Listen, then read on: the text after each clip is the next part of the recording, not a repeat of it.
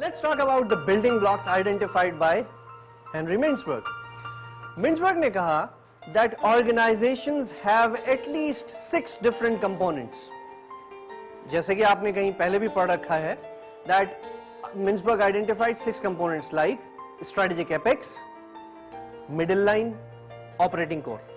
Then there is this support staff and how can we forget the techno structure.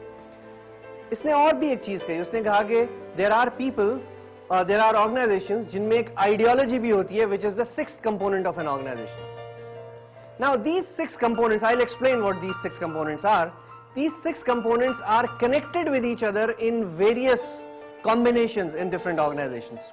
पहले एक नजर देख लेते हैं building blocks क्या हैं, ताकि आप recall कर सकें जो आपने अब से कुछ अर्से पहले कुछ चीज पढ़ी है. मिन्सबर्ग ने कहा कि सबसे पहले एक चीज होती है ऑर्गेनाइजेशन में जिसे कहते हैं strategic apex, which includes the top management of the organization, the strategic decision makers, the directors and the board members. इनके बाद उसने कहा कि there is always a middle line. Middle line, as you can see on your screen as well, is the people who are in between the strategic apex and the operating core. ये वो middle managers हैं जिनका काम है कि जो strategic apex ने whatever decisions they have made, whatever strategies they have formed, उसको कैसे implement कराना है with the help of operating core. तो इनका ज्यादा काम जो है वो implementation of strategies है. तीसरा लेवल पे आपको दिखेगी operating core. ये वो लोग हैं who are actually doing the job. They are not managers. They are the people who are physically, actually working. जिस तरह से एक अगर आप किसी भी बैंक में जाएं तो बैंक का जो ब्रांच मैनेजर है वो खुद ट्रांजैक्शंस नहीं कर रहा होता. ट्रांजैक्शंस करने के लिए वहां पे कैशियर मौजूद होता है, ट्रांजैक्शंस के लिए वहां पे और दूसरा स्टाफ होता है. सो वो लोग जो आपको एक्चुअली फेस कर रहे हैं, वो लोग जो एक्चुअली काम कर रहे हैं, जो ट्रांजैक्शंस कर रहे हैं, वो ऑपरेटिंग कोर है. और अगर आप डायग्राम में देखेंगे तो ऑपरेटिंग कोर थोड़ी सी वाइड है. रीजन क्या है? That the number of people at this level are usually more, ज्यादा लोग होते हैं यहाँ पे. लेफ्ट और राइट पे जो आपको दो फरिश्ते दिख रहे हैं, ये एक का नाम है टेक्नो स्ट्रक्चर. टेक्नो स्ट्रक्चर में there is a lot of misunderstanding. Whenever I have spoken to students about this, they always come up with with very funny answers to this question, what is technostructure? Let me explain. आज के बाद आप ये गलती नहीं करेंगे. Please remember, technostructure has got nothing to do with technique, with technology. A lot of people believe कि ये शायद information technology वाले लोग होंगे. नहीं, ऐसा कुछ नहीं है. Technostructure में वो लोग हैं who are experts of business, who are experts of certain processes, and their role is to guide, to devise and guide the organization in performing certain activities in a particular manner. For example, एक internal auditor का role क्या होता है organization में? Internal auditor control processes, procedures identify करता है, policies बनाता है, right? Implement खुद नहीं करता.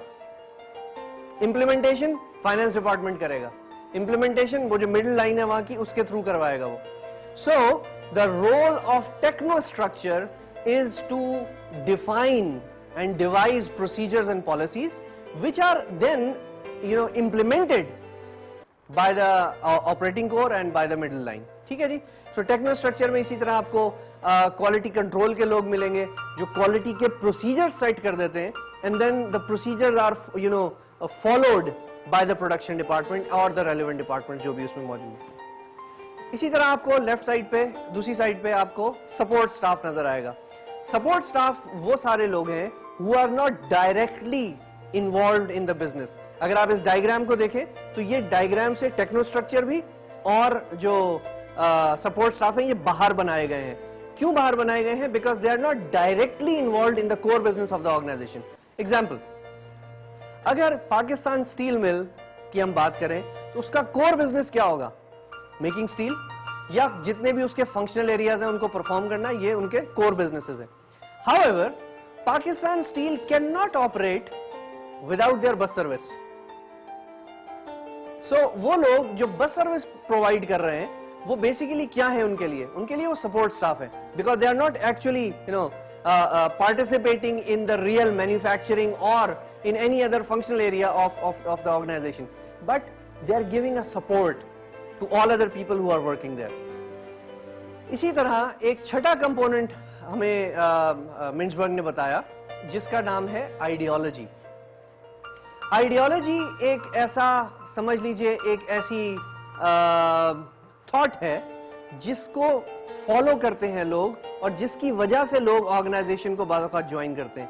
ये आपको ज्यादातर मिलेगी जो हमारी पॉलिटिकल ऑर्गेनाइजेशंस है, वहां पे बाज़ औक़ात आइडियोलॉजी होती है जिसको लोग फॉलो कर रहे होते हैं, या इन सम केसेस आपको ऐसी वेलफेयर या एधी फाउंडेशन टाइप की ऑर्गेनाइजेशंस मिलेगी जहां पे people are associated with the organisation because of that one thing called the ideology.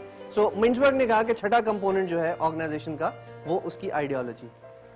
अब हमारे समझने की बात क्या है इसमें? हमारे समझने की बात यह है that Mintzberg has identified these 6 components, but different organizations have different combinations of these 6 components. For example, आप एक छोटा सा बिजनेस शुरू करते हैं, आप कहते हैं जी मैं एक मेडिकल स्टोर खोलूंगा. बिजनेस तो है, आपने उसमें 2 बंदे भी 4 बंदे भी हायर कर लिए अपने साथ. अब now you have an organization, technically you are there.